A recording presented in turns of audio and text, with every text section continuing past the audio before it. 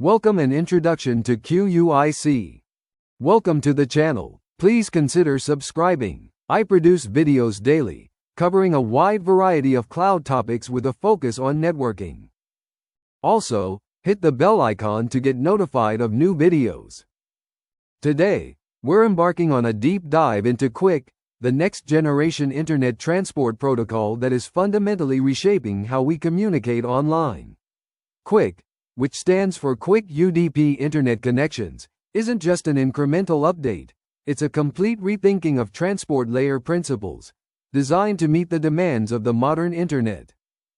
In this presentation, we will explore QUIC from the ground up.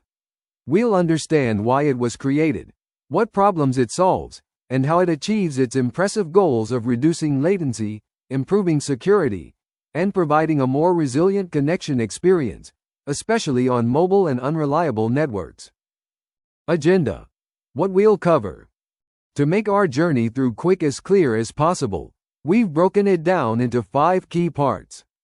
First, we'll start with an introduction, looking at the world before QUIC and understanding the core problems with TCP that motivated its creation.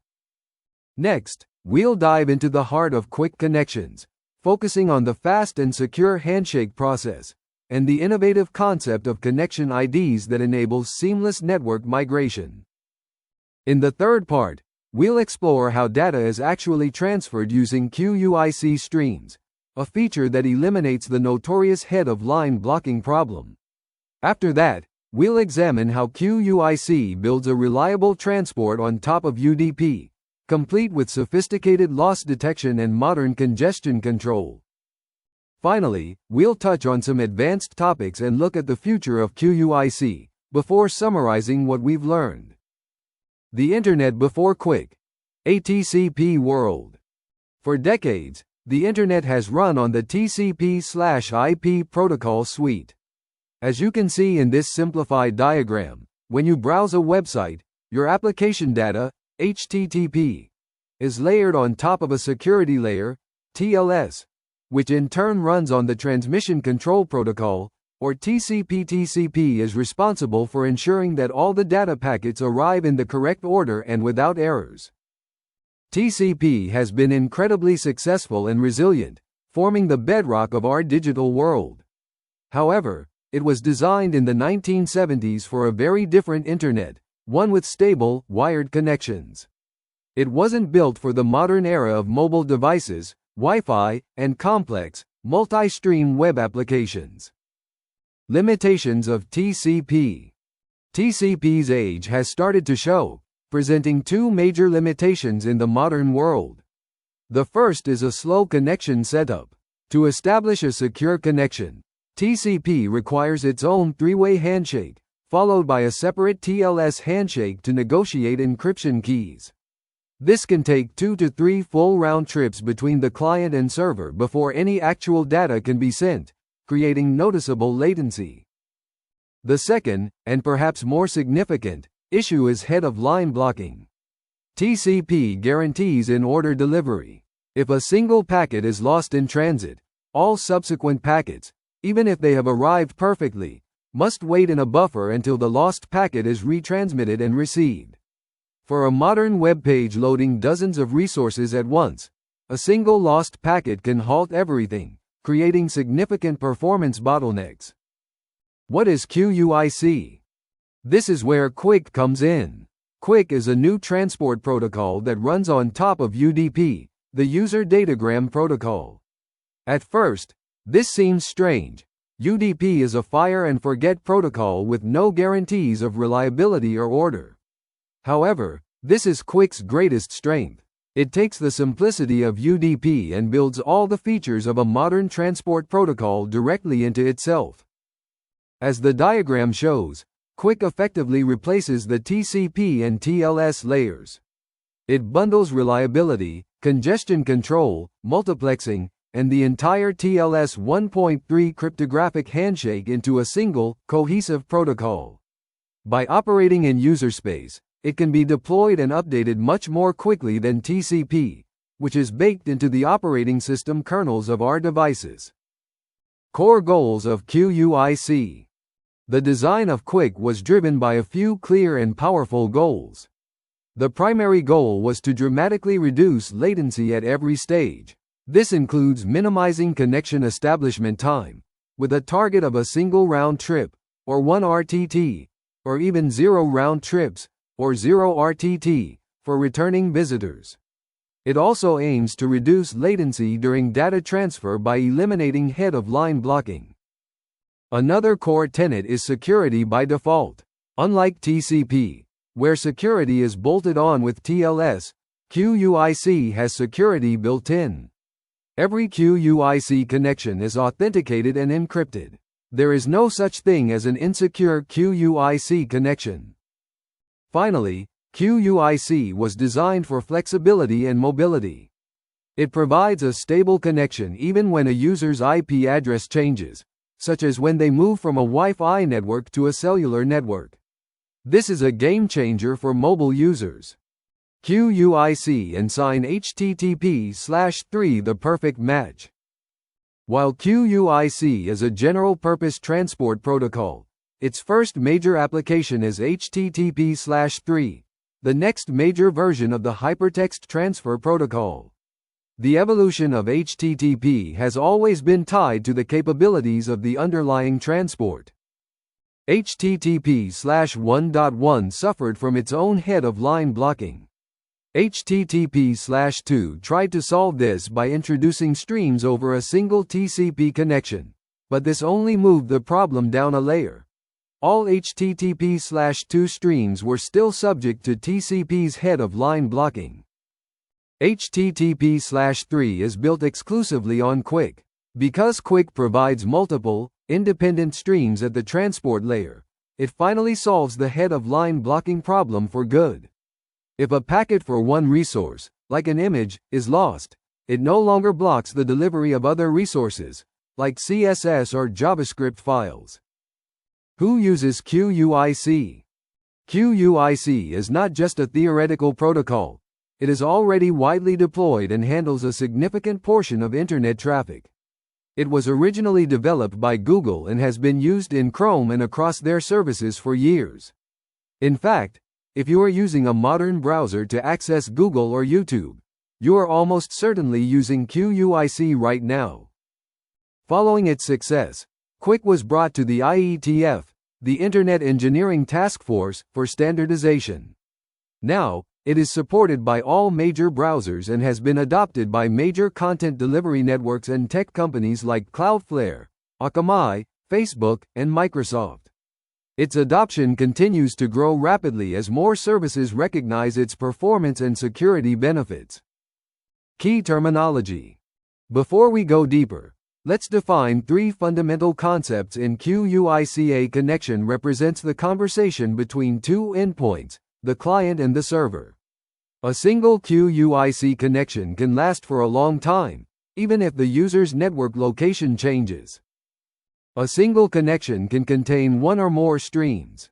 A stream is a lightweight, ordered sequence of bytes. You can think of streams as independent channels of communication.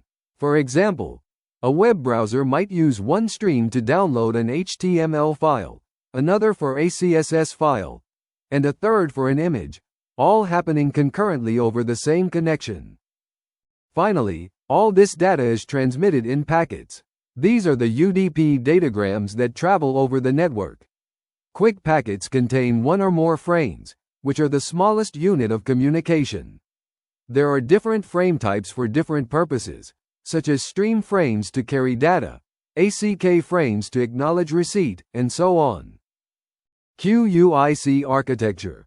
A high-level overview. This diagram shows a high-level view of QUIC's architecture. At the bottom, we have UDP, which provides a simple, direct path to the network. QUIC sits on top of this, forming a new transport layer. Inside QUIC, we have several key components. The security layer, powered by TLS 1.3, handles the entire cryptographic handshake and encrypts every packet. The stream multiplexing layer manages all the independent streams, ensuring data gets to the right place without blocking other streams. The reliability layer tracks which packets have been acknowledged and retransmits any that are lost. Finally, the congestion control layer monitors the network path and adjusts the sending rate to prevent network congestion. Together, these pieces create a transport protocol that is fast, secure, and reliable. Establishing a connection. The handshake. Now let's move into our second part and look at how a QUIC connection is established. The QUIC handshake is a masterclass in efficiency. It combines the transport handshake to establish that a connection is alive, and the cryptographic handshake to negotiate encryption keys into a single process. By integrating TLS 1.3 directly, QUIC can establish a fully encrypted connection in just one round trip, or one RTT for a client that has connected to a server before. It can often achieve a zero round trip setup, or zero RTT setup, meaning it can send encrypted application data in its very first flight of packets. This is a massive improvement over the 2 to 3 round trips required by TCP with TLS, and it significantly reduces the perceived loading time for users. Connection IDs, CIDs. One of QUIC's most innovative features is the Connection ID, or CID in the TCP world. A connection is defined by a four-tuple: the source IP, source port, destination IP, and destination port. If any of these change, for example, if your phone switches from Wi-Fi to cellular and gets a new IP address, the TCP connection breaks. QUIC solves this by using Connection IDs. A CID is a random identifier chosen by an endpoint to identify the connection. Since the connection is identified by this CID and not by the IP address and port, the underlying network path can change completely without breaking the connection. The endpoints simply continue sending packets to the new IP address, but with the same CID, and the connection continues uninterrupted. This provides a truly seamless mobile experience.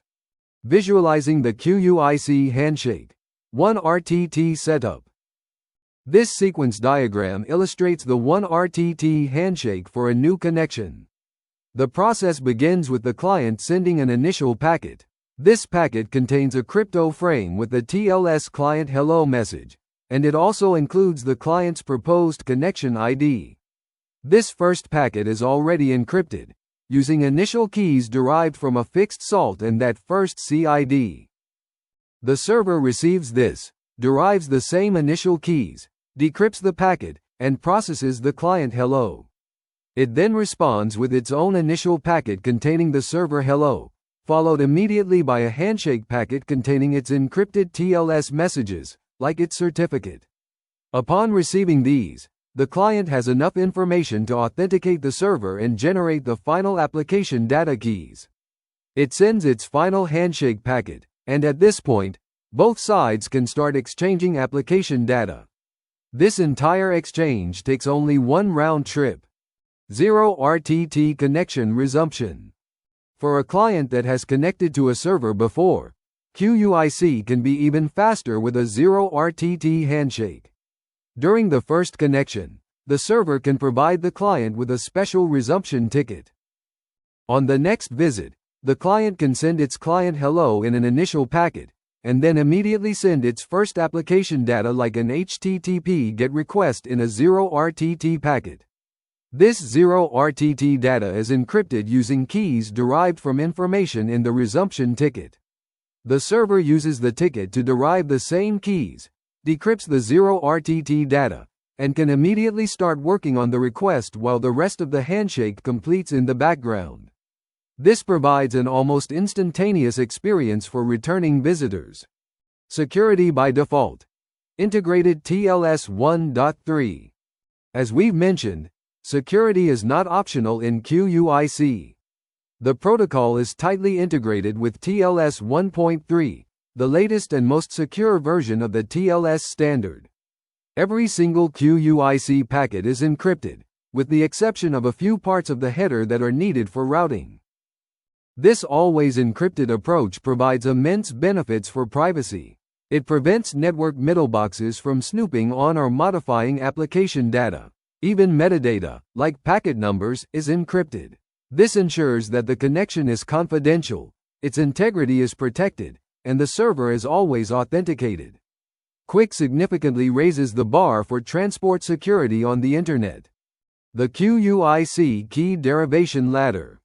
To manage this always encrypted state, QUIC uses a progressive key derivation process, often called the key ladder. It doesn't just have one set of keys. It uses different keys at different stages of the handshake, with each stage being more secure than the last. It starts with initial keys, which are derived from the initial connection ID. These offer basic protection against passive eavesdropping. Once the Diffie-Hellman key exchange happens, the endpoints derive much stronger handshake keys to protect the rest of the handshake. Finally, once the handshake is complete, the application keys, or 1RTT keys, are derived.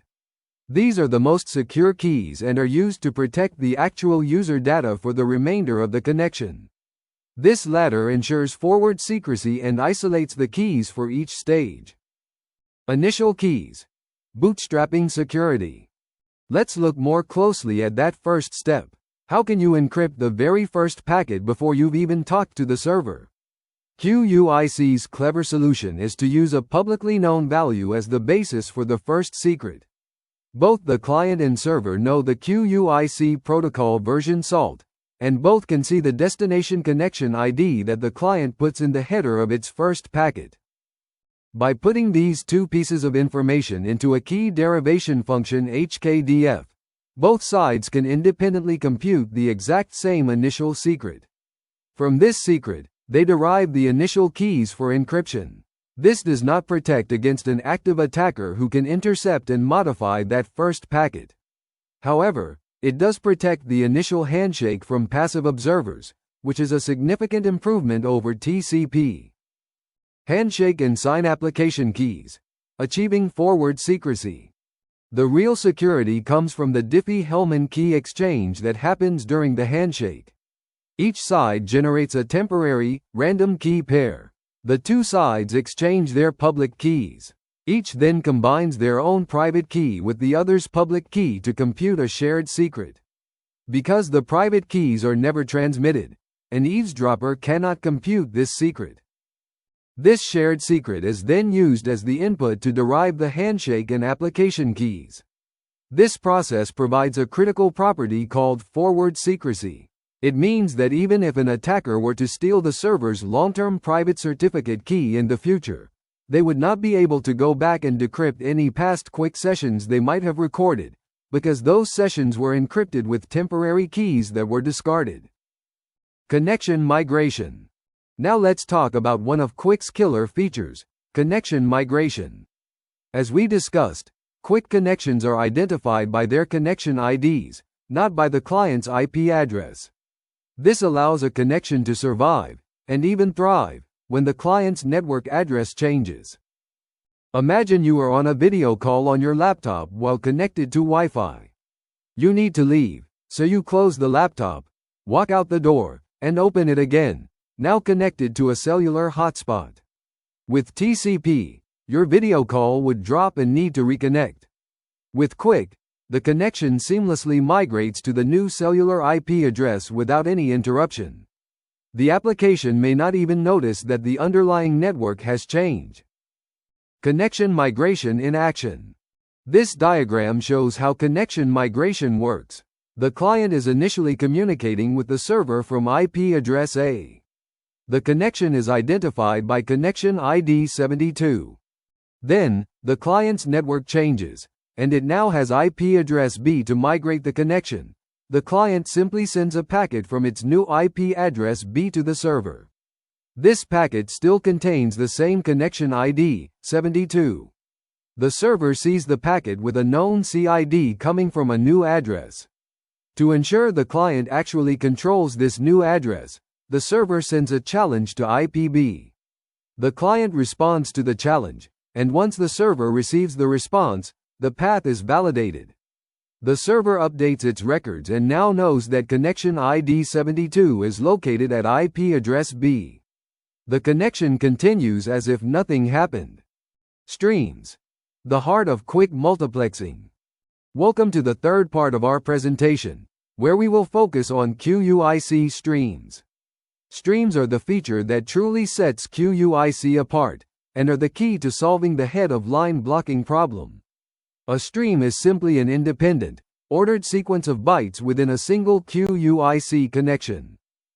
You can have many streams active at the same time over one connection. Crucially, the transport layer treats them as independent. Data for Stream 1 can be processed as soon as it arrives, without having to wait for data from Stream 2. This allows a web browser to download and render a page much more efficiently, as a slow-loading script or a large image on one stream won't prevent the rest of the page from being processed. Types of streams. QUIC defines two main types of streams, based on their directionality. Bidirectional streams allow both the client and the server to send data. This is the most common type and is what you would use for a typical HTTP request and response. The client opens a bidirectional stream and sends the request, and the server uses the same stream to send back the response. Unidirectional streams allow data to be sent in only one direction. Either the initiator can send data to the peer, or the peer can send data to the initiator. These are useful for situations where you don't need a response on the same channel, such as sending control messages, pushing server updates to a client, or for logging and telemetry. Stream states. The lifecycle of a stream. Each stream has its own lifecycle, managed by a simple state machine. When sending a stream, it starts in the ready state, able to send data. Once all the data has been sent, an FIN bit is set on the last STREAM frame, and the stream moves to the send state. After the peer acknowledges all the data, it transitions to the data sent state. Similarly, for the receiving part, a stream is in the receive state while it's accepting data. Once the final frame with the FIN bit arrives, it moves to the size known state. After the application has read all the data, it enters the data read state. A stream is fully closed only when it is in both the data sent and data read states. This per-stream state management is what allows for their independence. No more head-of-line blocking. This diagram provides a clear visual comparison of TCP's head-of-line blocking versus QUIC's stream multiplexing. In the top half, we see an HTTP/2 connection over TCP. 3 streams of data are being sent. Packet 2, which contains data for the red stream, is lost. Because TCP guarantees in-order delivery for the entire connection, even though packets 3 and 4 for the blue and green streams have arrived, the application cannot process them. It must wait until packet 2 is retransmitted and arrives successfully. The entire connection is blocked. In the bottom half, we see QUIC again. Packet 2 for the red stream is lost. However, because the blue and green streams are independent, the application can immediately process the data from packets 3 and 4. Only the red stream is paused, waiting for its lost data. The other streams continue completely unaffected. This is a fundamental performance advantage. Flow control. Preventing overload. With the ability to send so much data concurrently across many streams, it's important to have a mechanism to prevent a fast sender from overwhelming a slow receiver. QUIC implements sophisticated flow control to manage this. Crucially, QUIC has flow control at two distinct levels. First, there is stream-level flow control. Each individual stream has its own flow control window, which tells the sender how much data it is allowed to send for that specific stream. Second, there is connection-level flow control, which limits the total amount of data the sender can have in flight across all streams combined. This two-level system provides granular control and prevents a single misbehaving or stalled stream from consuming the entire connection's buffer space. Stream-level flow control. Let's look more closely at stream-level flow control. When a stream is created, the receiver advertises an initial credit, or window size, for that stream. This is the maximum amount of data the sender is allowed to send on that stream. As the sender transmits data, it consumes this credit. As the receiver's application reads the data from its buffer, it frees up space. The receiver can then send a max stream data frame to the sender, which increases the credit limit for that specific stream, allowing the sender to transmit more data. This is a reactive mechanism that ensures each stream's buffer is managed independently, preventing one stream from impacting another. Connection level flow control. Connection level flow control works in a very similar way, but it applies to the aggregate of all streams. The receiver advertises a total connection data limit using a MAX data frame. This limit applies to the sum of all data sent across all streams. This provides a global backstop, preventing the sender from overwhelming the receiver's total available memory. It ensures that, even with thousands of streams, the total buffered data will not exceed what the receiver can handle. The sender must ensure that the total bytes sent across all streams do not exceed this connection level limit, while also respecting each individual stream's limit. Putting it together. Streams inside a connection. This diagram shows how all the pieces fit together. We have a single QUIC connection between the client and server. This connection has its own overall flow control limit. Inside this connection, we have multiple streams running concurrently. We can see a bidirectional stream, stream 0, perhaps used for the main HTML document, and a couple of unidirectional streams, stream 1 and 2, perhaps for fetching CSS and JavaScript. Each of these streams has its own independent flow control window and its own lifecycle. Data from all these streams is broken down, packaged into frames, and sent in QUIC packets. This architecture provides both high concurrency and fine-grained control. Stream prioritization. While QUIC itself does not mandate a specific prioritization scheme, it provides the mechanisms for applications like HTTP/3 to implement one. An application can signal the relative priority of different streams. For example, a web browser knows that rendering the main HTML and CSS is more important than downloading a less critical image or an advertisement. It can therefore tell the sender to allocate more of the available bandwidth to the higher priority streams. If network congestion occurs, the sender can choose to retransmit data for critical streams first, ensuring that the most important content gets through as quickly as possible. This application-level control over prioritization allows for a much smarter and more user-friendly loading experience. Use case: web page loading. Let's apply this to a real-world example: loading a web page. When your browser requests a page over HTTP/3, it will initiate a number of streams over a single QUIC connection. As shown in the diagram, it might use stream 1 for the main HTML file. As soon as it starts parsing the HTML, it discovers it needs a CSS file and a JavaScript file, so it opens stream 2 and stream 3 to fetch them. The HTML might also reference several images, which are then fetched on their own streams, streams 4, 5, and 6. Because all these streams are independent, the loss of a packet for image2.jpg on stream 6 has absolutely no impact on the delivery of the critical CSS file on stream 2. This allows the page to become visible and interactive much faster than it would over TCP. Reliability on top of UDP. How? We are now in the fourth section, where we will explore how QUIC achieves reliability. We have established that QUIC runs on UDP, which is inherently unreliable. UDP provides no guarantees that a packet will arrive, or that packets will arrive in order. So, how does QUIC build a TCP-like reliable service on this foundation? The answer is that QUIC implements its own necessary reliability logic. It has its own system to acknowledge received data, detect lost packets, and retransmit that data.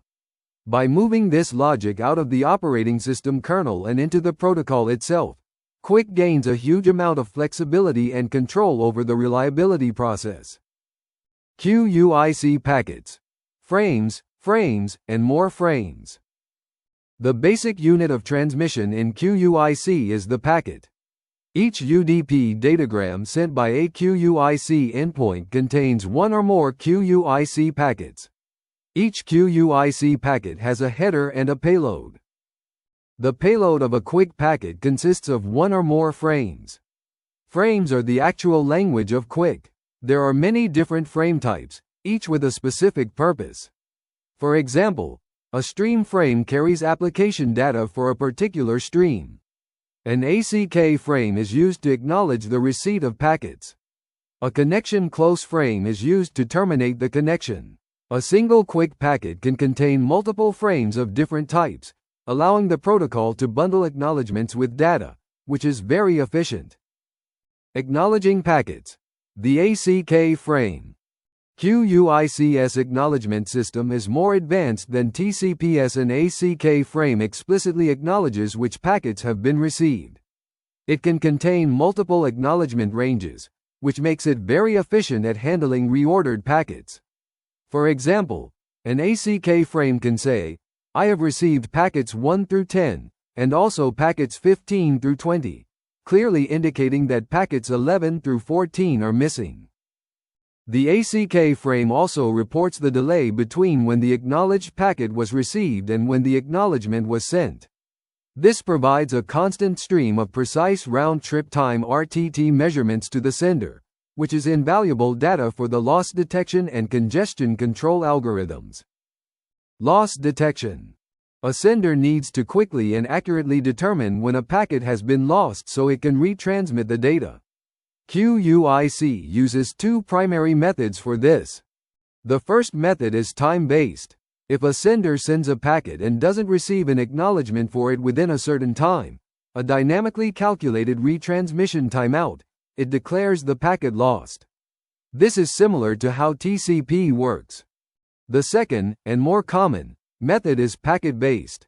If a sender sends packet 10, and later receives an acknowledgement for a newer packet, say packet 13, it can infer that any unacknowledged packets in between 10, 11, and 12 are likely lost.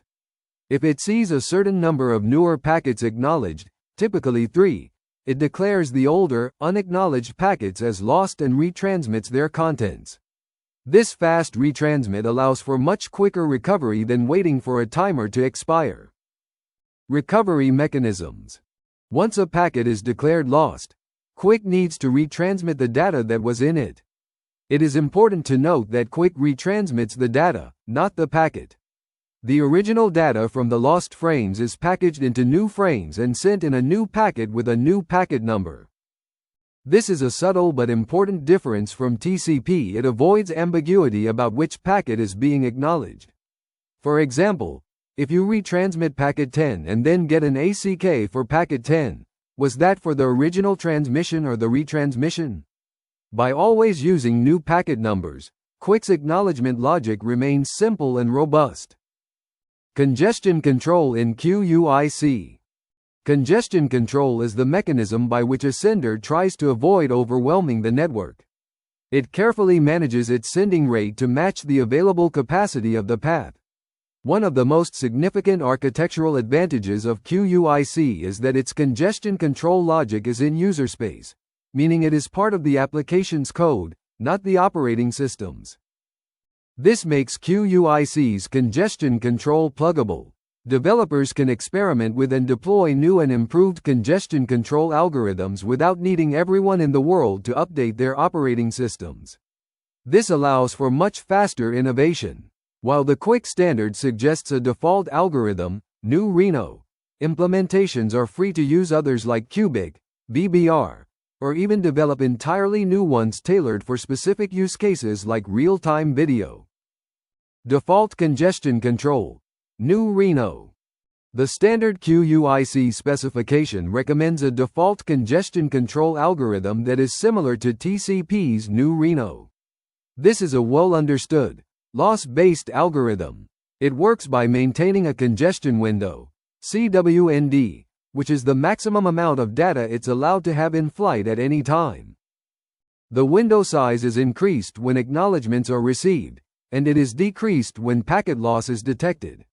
This allows the sender to probe for available bandwidth and quickly back off when it senses congestion. While new Reno is a safe default, many large-scale QUIC deployments, like Google's, use more advanced algorithms like QUIC or BBR to achieve better performance. How congestion control works. This graph illustrates the typical behavior of a congestion control algorithm. The process starts with slow start. Despite its name, this is a phase of rapid, exponential growth. The congestion window starts small and doubles with every round trip of acknowledgements, allowing the sender to quickly discover the network's approximate capacity. Once the window reaches a certain threshold, or when the first packet loss is detected, the algorithm enters congestion avoidance. In this phase, growth is much slower and more linear. When packet loss occurs, the sender drastically reduces its congestion window, often by half, to alleviate network pressure. It then slowly begins to increase it again. This cycle of probing for bandwidth and backing off is the fundamental loop of congestion control. Advantages of user space congestion control. The fact that QUIC's congestion control logic lives in user space has profound implications. In the TCP world, deploying a new congestion control algorithm is incredibly slow. It requires changes to the operating system kernel, and it can take years, or even decades, for those changes to be widely available across servers, clients, and devices. With QUIC, a developer at Google or Cloudflare can invent a new algorithm, implement it in their server software, and deploy it worldwide in a matter of hours. They can A/B test different algorithms and gather real-time data on their performance. This ability to rapidly iterate and improve is one of QUIC's most powerful long-term advantages.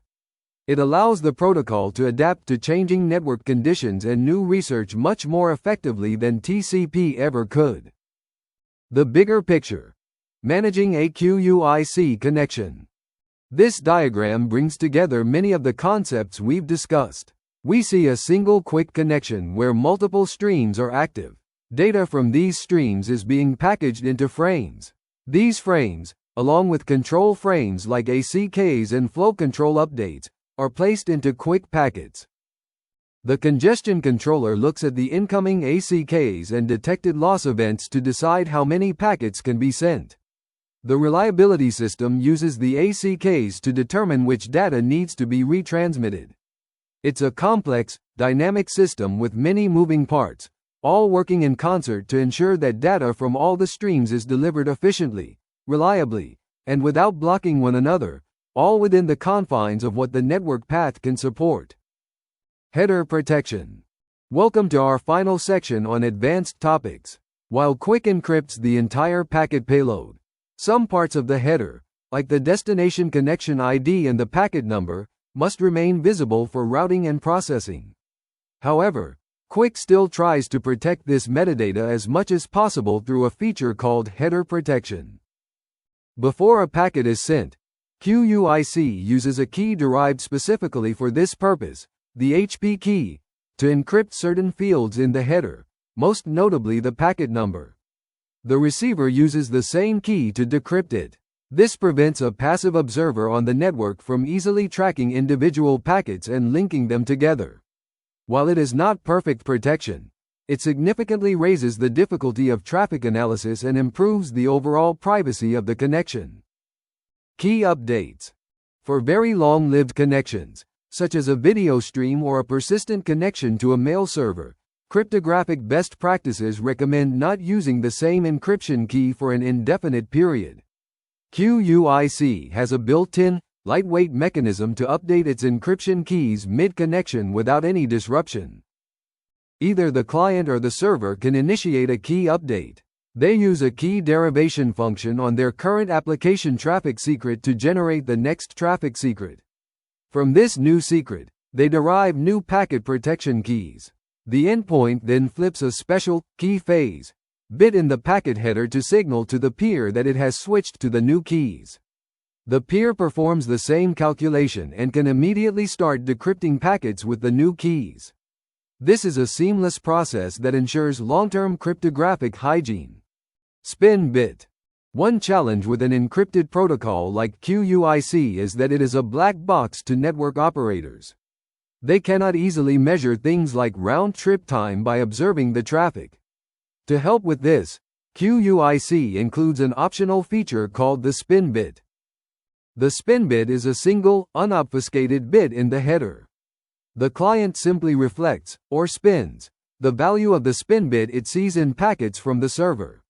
By measuring the time it takes for a change in the spin bit to be reflected back, a passive observer on the network can get a reasonable estimate of the connection's round-trip time, without being able to decrypt any of the actual data. This provides valuable network telemetry without compromising privacy. Versioning. The Internet is constantly evolving, and transport protocols need to be able to evolve with it. QUIC was designed from day one with versioning in mind. The very first packet sent by a client includes a version number. If the server doesn't support that version, it can respond with a version negotiation packet, listing all the versions it does support. The client can then choose a mutually supported version and retry the connection. This mechanism allows for new versions of QUIC with new features or performance improvements to be deployed without breaking compatibility with older implementations. It is a robust system that ensures the protocol can continue to improve over time. QUIC versus TCP plus TLS. A final comparison. Let's summarize the key differences in this head-to-head comparison. For the handshake, TCP plus TLS takes 2 to 3 round trips, while QUIC takes just 1, or even 0. For multiplexing, TCP suffers from head-of-line blocking across the entire connection, whereas QUIC provides fully independent streams, eliminating that bottleneck. Regarding mobility, TCP connections break on IP address changes. However, QUIC connections seamlessly migrate using Connection IDs. For security, TCP requires TLS to be layered on top. In contrast, QUIC has mandatory, built-in TLS 1.3 encryption. Finally, TCP's core logic remains stuck in slow-moving OS kernels. Meanwhile, QUIC's user space design allows for rapid evolution and innovation. In every key category for the modern Internet, QUIC presents a clear and compelling advantage. Challenges and considerations. Despite its advantages, the deployment of QUIC is not without challenges. Because it runs on UDP, it can sometimes be blocked by older corporate firewalls or middleboxes that are configured to only allow TCP traffic on ports 80 and 443. This is becoming less of an issue as network hardware is updated, but it can still be a problem in some environments. Another consideration is that because QUIC's logic runs in user space, it can consume more CPU resources than the highly optimized, kernel-based TCP stack. For servers handling immense amounts of traffic, this CPU overhead can be a significant factor. However, ongoing optimization work in QUIC libraries continues to close this performance gap. The future of QUIC. Beyond HTTP. While HTTP/3 is QUIC's first and most important application, the protocol was designed to be a general-purpose transport. The future of QUIC lies in its application to other Internet protocols that can benefit from its features. Exciting new standards are already being built on top of QUIC. For example, Web Transport uses QUIC to provide a modern, stream-based API for real-time, client-server messaging, which could replace WebSockets. Other potential applications include real-time video and audio streaming, gaming, and even new versions of classic protocols like DNS over QUIC, and SSH-QUIC is poised to become a new foundation for many different types of Internet communication. Key Takeaways Part 1. Let's summarize the most important takeaways from our presentation. First, QUIC is a modern transport protocol that dramatically reduces latency. It achieves this through a faster, combined handshake process that requires only 0 or 1 round trips. Second, QUIC's greatest architectural innovation is its use of independent streams for multiplexing. This solves the head-of-line blocking problem that has plagued TCP, leading to much better performance for complex web applications. This is the feature that makes HTTP/3 possible and so effective. Key takeaways, Part 2. Continuing our summary, QUIC provides security by default. It has mandatory, integrated TLS 1.3 encryption for all connections, significantly improving user privacy and data integrity. Finally, QUIC is built for the mobile world. Its use of Connection IDs allows connections to survive network changes, providing a seamless and uninterrupted experience for users on the go. Together, these features make QUIC a transport protocol that is truly designed for the demands of the 21st century Internet. Conclusion and thank you. In conclusion, QUIC represents a fundamental leap forward in transport protocol technology. By rethinking the relationship between the transport and security layers, and by moving logic into user space to enable rapid innovation, QUIC provides a faster, more secure, and more reliable foundation for our applications. It addresses the core limitations of TCP in a modern, mobile-first world, and it is poised to become an increasingly critical part of the Internet's infrastructure in the years to come. Thank you for joining me on this deep dive into the QUIC protocol. Thank you for your attendance. Please consider subscribing to the channel.